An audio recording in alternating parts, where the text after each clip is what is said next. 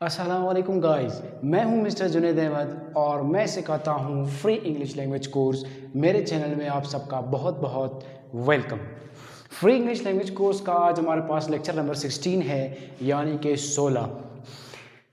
Lecture number 15 में हमने पढ़ा था अपना पास्ट कंटिन्यूअस टेंस, यानी कि माजी में जो जारी थे उन्हें हम किस तरह इस्तेमाल करते हैं, या कौन से वो चीज़ है जो जिसको हम ये कहते हैं कि वो माजी में जारी थे। उससे पहले हमने पढ़ा था कि हमारे पास जो हाल में जारी है उसको हम किस तरह डिफ़ाइन करते हैं, यानी किस तरह तारुफ करते हैं उसकी, या फिर वो जो हाल में जारी है उसको हम क्या कहते हैं, या वो कौन सी चीज़ है जिसको हम कहते हैं कि ये हाल जारी टेंस यानी हाल जारी ज़माना कहलाता है। तो आज हमारा लेक्चर नंबर 16 है। इसकी तरफ बढ़ने से पहले अगर आपने चैनल सब्सक्राइब नहीं किया तो आप सब्सक्राइब करें, बेल आइकन दबा दें ताकि मेरी हर वीडियो आप तक पहुंच सके वक्त पे। चले बढ़ते हैं अपने आज के हम लेक्चर नंबर 16 की तरफ। तो आज का हमारा लेक्चर है फ्यूचर के हवाले से, यानी कि मुस्तकबिल के हवाले से। जैसे कि हमारे पास सबसे पहले हमने पढ़ा था अपना माजी इनडेफिनिट, यानी कि माजी में जो सबसे पहली चीज़ है वो क्या होती है। फिर हमने फ्यूचर प्रेजेंट इनडेफिनिट पढ़ा था, यानी कि जो हमारी औकात कार है उसको हम कैसे इस्तेमाल करते हैं। फिर हमने फ्यूचर इनडेफिनिट पढ़ा था। फिर उसके बाद हमने पढ़ा था कि प्रेजेंट कंटिन्यूअस। फिर उसके बाद पढ़ा था हमने पास्ट कंटिन्यूअस। फिर हम पढ़ेंगे फ्यूचर कंटिन्यूअस, यानी कि हमारे पास जो ज़माने से आगे जो हमारे पास प्रेजेंट पास्ट और फ्यूचर है उससे आगे वो तो तब्दील होंगे, लेकिन ये सेम होंगे। ये इसलिए सेम होंगे ताकि हम ये पता लगा सके कि ये ज़माना तो है, मगर ज़माने में कौन सी औकात है वो हम पता लगा सके। बढ़ते हैं इसकी तरफ। Future continuous tense. Future continuous tense हमारे पास क्या होता है। जैसे कि हमारे पास हमारा प्रेजेंट कंटिन्यूअस टेंस था, हमारा पास्ट कंटिन्यूअस टेंस था जो हमारे माजी और हाल के बारे में था। ये हमारे मुस्तकबिल के बारे में है, यानी मुस्तकबिल में जो जारी है उसको हम कहेंगे कि हमारा फ्यूचर कंटिन्यूअस टेंस। चले बढ़ते हैं इसकी डेफिनेशन की तरफ, यानी कि इसके तारुफ की तरफ। इसका जो मेन पॉइंट है वो क्या है, यानी कि वो कौन सी चीज़ है जिसको हम कहते हैं फ्यूचर कंटिन्यूअस टेंस। वो हमारे पास है those actions which will be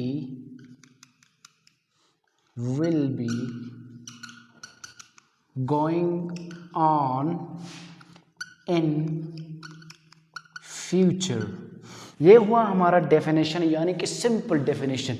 जैसे कि पहले ही दिन से हमने पढ़ा था कि हम आसान और सबसे फ्री जो इंग्लिश है वो हम कैसे सीखें। तो इससे के उसी हवाले से हमारे पास है ये एक आसान सा हमारा डेफिनेशन, जैसे कि हर बार ही होता है। ये है हमारा those actions which will be going on in future, यानी कि वो अमल वो काम जो हमारे पास मुस्तकबिल में जारी होंगे वो हमारे पास क्या कहलाएगा, वो हमारे पास कहलाएगा फ्यूचर कंटिन्यूअस टेंस। यानी कि अब बढ़ते हैं इसकी एक और चीज़ की तरफ। वो चीज़ क्या है, वो जो हर टेंस में होती है और होनी भी चाहिए, वो क्या है हमारे पास हेल्पिंग वर्ब। हेल्पिंग वर्ब का डेफिनेशन तो मैं काफ़ी बार बता चुका हूँ, जो आपको अब तक समझ भी आ गई होगी। तो चलते हैं इसकी तरफ। हमारा हेल्पिंग वर्ब क्या है, विल बी और शैल बी। विल बी और शेल बी, यानी कि हम as a helping verb, as a वो चीज़ जो हमें बता दे कि ये कौन सा ज़माना चल रहा है, वो हम इस्तेमाल करते हैं विल बी और शेल बी। जैसे कि हमारे पास पास्ट में भी था और प्रेजेंट में भी था, उसी तरह हमारे पास फ्यूचर में भी है, यानी कि हर उस टेंस में है जो जिसके साथ टेंस लगा हुआ है उसके साथ हेल्पिंग वर्ब लाजमी है। तो ये हुआ हमारा हेल्पिंग वर्ब। तो हमारा जो सिंपल फार्मूला होगा वो किस तरह होगा। सिंपल फार्मूला हमारा कुछ इस तरह होगा। सिंपल का तो मतलब आप सब लोग जान ही चुके होंगे कि सिंपल का मतलब क्या है, और फॉर्मूला होता है हमारे पास तरतीब, यानी कि किस तरतीब से हम इसे बना सकते हैं। तो हमारे पास सिंपल फार्मूला कुछ इस तरह होगा कि सबसे पहले हम लिखेंगे अपना पुराना स्टाइल वाला सब्जेक्ट, सब्जेक्ट यानी द डूअर ऑफ एक्शन, जो काम कर रहा है वो लिखेंगे। उसके बाद हम ये प्लस इसलिए लगाते हैं कि इसके बाद क्या आता है, सब्जेक्ट के बाद क्या आता है, हमारा ही अपना हेल्पिंग वर्ब। उसके बाद हमारे पास क्या आता है, हेल्पिंग वर्ब के बाद क्या आया, first form of the verb, first form of the verb. Helping verb हमारे पास ये है, यानी कि हम मैं यहाँ लिख देता हूँ कि विल बी या फिर shall be. First form of the verb plus ING हमारे पास आया, प्लस ऑब्जेक्ट आ गया हमारे पास, फिर प्लस फुल स्टॉप आया हमारे पास, यानी कि हमारे पास फॉर्मूला तो सेम ही आ रहे हैं, प्रेजेंट कंटिन्यूस टेंस का, पास्ट कंटिन्यूस टेंस का और फ्यूचर कंटिन्यूस टेंस का फॉर्मूला सेम आ रहे हैं, लेकिन उसमें डिफरेंट क्या है, डिफरेंट सिर्फ ये है कि ये हेल्पिंग वर्ब है। हेल्पिंग वर्ब तब्दील तो मतलब ज़माना चेंज, जो हेल्पिंग वर्ब है उसी के हिसाब से ज़माना होगा, या फिर जो ज़माना होगा उसी के हिसाब से हम हेल्पिंग वर्ब लगाएंगे। यानी कि जब मैं हर रोज़ ही कहता हूँ कि हेल्पिंग वर्ब का मतलब हमारे पास है कि वो ज़माना बताता है कि कौन सा ज़माना चल रहा है, तो यही है कि अगर ये बदल गया तो मतलब पूरा ज़माना ही बदल जाएगा। अगर ये दूसरी और तरह या किसी और तरह आया, यानी कि फिर हमारा ज़माना बदल जाएगा, या फिर हम अगर ज़माना बदलते हैं तो हम अपना हेल्पिंग वर्ब बदल देंगे। बढ़ते हैं हमारे सिंपल सेंटेंस की तरफ। सिंपल सेंटेंस का हमारे पास एक चीज़ और भी है, यानी कि हमने यहाँ जैसे लिखा विच will be going on in future, जैसे कि मैं अभी लिखता हूँ कि शी को तो छोड़ दो, शी को लिख लिख के पता नहीं लोगों ने क्या बना दिया अपना, लिखते हैं ही, अपना ही लिख देते हैं, मर्द है भाई मर्द। ही will B going to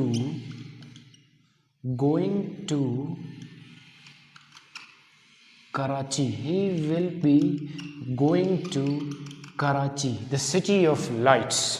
He will be going to Karachi. जैसे कि हमारे पास आया है क्या, इस तरह आया है हमारे पास which will be going on in future, हमारे डेफिनेशन में ही आया है। तो इसी तरह यहाँ हमारे जो सिंपल सेंटेंस है वो भी इसी तरह बन रहा है कि हमारे पास ही है, यानी सब्जेक्ट है, सब्जेक्ट हमारे पास ये है, फिर हमारे पास हेल्पिंग वर्ब क्या है, विल बी भी हमने लगा दिया, फिर हमारे पास first form of the verb है गो, और उसके पास साथ हम आईएनजी लगाते हैं, वो आया हमारे पास गोइंग, फिर हमारे पास टू है, उसके बाद हमारे पास ऑब्जेक्ट हमारे पास कराची है, कराची के बाद हमारे पास फुल स्टॉप है। तो उससे पहले ये जान लो कि ये टू अगर आता है तो ये टू क्या है, टू क्या है, टू जो मैंने बहुत पहले जो पार्ट्स ऑफ स्पीच में मैंने बताया था कि हमारे पास जो प्रेपोजिशन है वो हमारा पास क्या है, ये टू हमारे पास प्रेपोजिशन है, जो एक या एक से ज़्यादा वर्ड भी हो सकता है। ये हमारे पास है प्रेपोजिशन, यानी इसके पीछे कभी ना पढ़ना, पता नहीं सारे इधर क्या लिखा रहे उधर क्या लिख रहे, तो वो टू हमारे पास ऐसे ही आता है, कभी कभी आता है कभी कभी नहीं भी आता। ये हुआ हमारा सिंपल सेंटेंस। बढ़ते हैं हम अपने नेगेटिव सेंटेंस की तरफ। हमारा नेगेटिव कैसे बनता है, चले बढ़ जाते हैं उसकी तरफ अभी, और क्या देखना। ये हुआ हमारा सिंपल ख़त्म। फिर बढ़ते हैं हम अपने नेगेटिव सेंटेंस की तरफ। नेगेटिव सेंटेंस क्या होते हैं, नेगेटिव सेंटेंस हमारे पास वो होते हैं जो हमें ये बताते हैं कि यहाँ इनकार है, इनकार है भाई, इनकार, इकरार भी हो सकता है, इनकार भी हो सकता है, ये बात अलग है, मगर यहाँ सिर्फ इनकार है, यहाँ इकरार की कोई बात नहीं हो रही। चले बढ़ते हैं अपने इसी की तरफ। तो सबसे पहले हम जैसे लिखते हैं अपना फॉर्मूला, तो यहाँ भी हम अपना फॉर्मूला ही लिखेंगे। तो हमारा फॉर्मूला क्या है, subject plus helping verb plus helping verb पे कैसे बनेगा, यहाँ पे जैसे हमारे पास हमारा पास्ट और प्रेजेंट है वो थोड़ा सा अलग है नेगेटिव और इंट्रोगेटिव में, मगर सिंपल सेम है। यहाँ हमारे पास नेगेटिव जो है, नेगेटिव और इंट्रोगेटिव अलग है, यानी कि थोड़ी सी इसमें जहमत है, थोड़ी सी तकलीफ और करनी है। वो क्या करनी है कि हमारे पास अगर ये सब्जेक्ट है तो यहाँ हेल्पिंग वर्ब सिर्फ क्या आएगा, विल, यानी कि हेल्पिंग वर्ब बट जाएगा विल। विल के बाद हमारे पास क्या लग जाएगा? नॉट। नॉट के बाद हमारे पास बी लग जाएगा, यानी कि हमारे पास जो हमारा ये है डेफिनेशन है,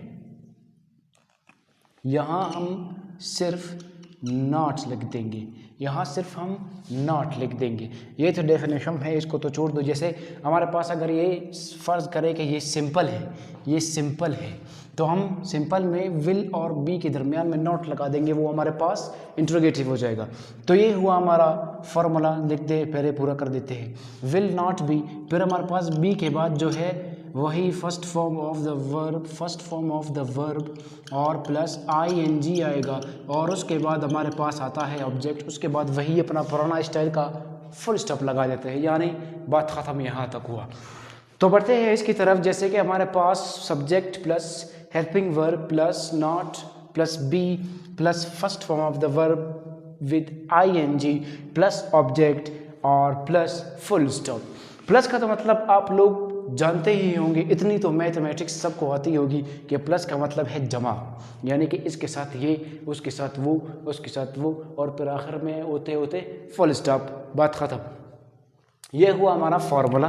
फार्मूला के बाद हम बढ़ते हैं अपने सेंटेंस की तरफ। सेंटेंस हम कैसे बनाते हैं, ये बहुत ही इम्पोर्टेंट चीज़ है। ये देख ली कि हमारे पास अगर he will be going to Karachi आया, तो वो आएगा कि ही will not be going to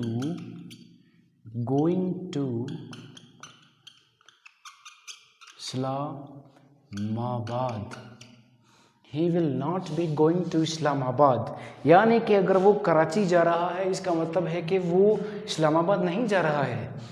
कुछ सवाल इस तरह आते हैं सबके सामने, तो वो हमारे पास क्या हुए, हमारा नेगेटिव सेंटेंस हुए कि he will be going to Karachi, वो कराची जा रहा होगा, यानी कि अगर वो जा रहा होगा कराची तो वो इस्लामाबाद नहीं जा रहा होगा। तो ये हुआ हमारा नेगेटिव सेंटेंस, यानी कि हमने विल और बी के दरमियान सिर्फ नॉट का इजाफा कर देना है, बाकी हमारा वही है। तो अब हम बढ़ते हैं अपने इंट्रोगेटिव की तरफ। इंट्रोगेटिव यानी कि सवालिया जुमले। उससे पहले ये एक बार फिर से देख ले, वो ये कि हमारा पास नेगेटिव सेंटेंस कुछ इस तरह बनता है। और दूसरी बात ये कि आप जैसे यहाँ पे विल है, आप यहाँ पे शैल भी लगा सकते हैं। इसका कोई शर्त नहीं, विल और शैल जहाँ लगाना है आपकी मर्ज़ी, जहाँ लगा दे। वो सिर्फ इसलिए कि विल के साथ साथ आप शैल भी लगा सकते हैं। ज़्यादा विल इस्तेमाल कर करके बोर ना रहे, शैल भी इस्तेमाल कर दे, इसको भी थोड़ा सा एंटरटेन करे और ख़ुद भी इसका मज़े ले। तो हम बढ़ते हैं अपने अब इंट्रोगेटिव की तरफ। इंट्रोगेटिव हमारे पास कैसे बनता है, जैसे कि हमारे पास पिछले इंट्रोगेटिव बनते थे उस तरह बिल्कुल भी नहीं बनता। चले देखते हैं फिर कैसे बनता है। सबसे पहले हम लिखते हैं इंट्रोगेटिव, यानी कि जिसका मतलब होता है सवालिया, और फॉर्मूला का मतलब होता है तरतीब, और इंट्रोगेटिव सेंटेंस का मतलब होता है सवालिया जुमला। उसको बाद में लिखते हैं, पहले हम सवालिया तरतीब की तरफ बढ़ते हैं। तो हम बढ़ते हैं अपने फॉर्मूले की तरफ। हमारे पास सबसे पहले हमारा जो मेन मकसद है वो क्या है इंट्रोगेटिव में, वो हमारा हेल्पिंग वर्ब ही है।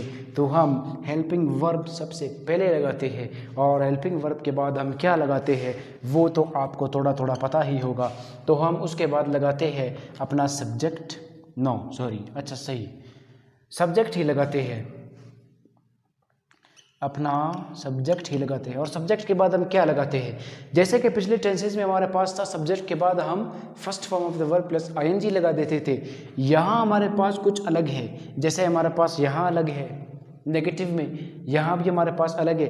तो जैसे यहाँ विल के दरमियान नॉट आया, तो यहाँ विल बी के दरमियान क्या आएगा, सब्जेक्ट आएगा, यानी कि helping verb plus subject plus be. उसके बाद क्या आएगा, उसके बाद वही आएगा भाई, first form of the verb plus ing plus object plus question mark, the strongest argument showing that this is interrogative sentence. सबसे जो हमारे पास मजबूत तरीन दलील है जो हमें ये बताता है कि ये हमारे पास क्या है, इंट्रोगेटिव सेंटेंस है। बढ़ते हैं इसकी तरफ। इसको कैसे बनाते हैं, इसको कुछ यूं बनाते हैं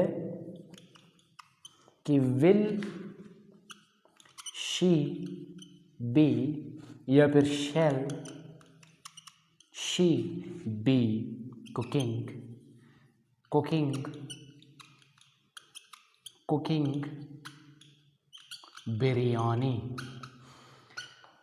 विल या shall she be cooking biryani, यानी कि क्या वो बिरयानी बना रही होगी, या फिर ऐसी तरह क्या वो बिरयानी बना रही होगी, या फिर क्या वो खेल रहे होंगे, या कुछ इसी तरह कुछ और भी चीज़ें आएंगी आपके सामने। तो ये हुआ हमारा इंटरोगेटिव सेंटेंस और ये सारा हुआ हमारा फ्यूचर कंटिन्यूअस टेंस। तो फ्यूचर कंटिन्यूअस टेंस को हम कुछ यूँ इस्तेमाल करते हैं, या फिर इसको कुछ जैसे भी कह सकते हो कि ऐसे जब अल्फाज आ जाए या ऐसे जुमले आ जाए तो हम उसको फ्यूचर कंटिन्यूअस टेंस कह सकते हैं। ये हुआ हमारा आज का लेक्चर नंबर 16 भी फिनिश। अब बढ़ते हैं कल की तरफ। कल हमारा आएगा लेक्चर नंबर 17, उसके लिए आपको इंतज़ार करना होगा, वो आएगा कल। तो आज के लिए इतना बस है। अपना ख्याल रखें, हंसते रहे, मुस्कुराते रहे और सीखते रहे। अल्लाह हाफिज़।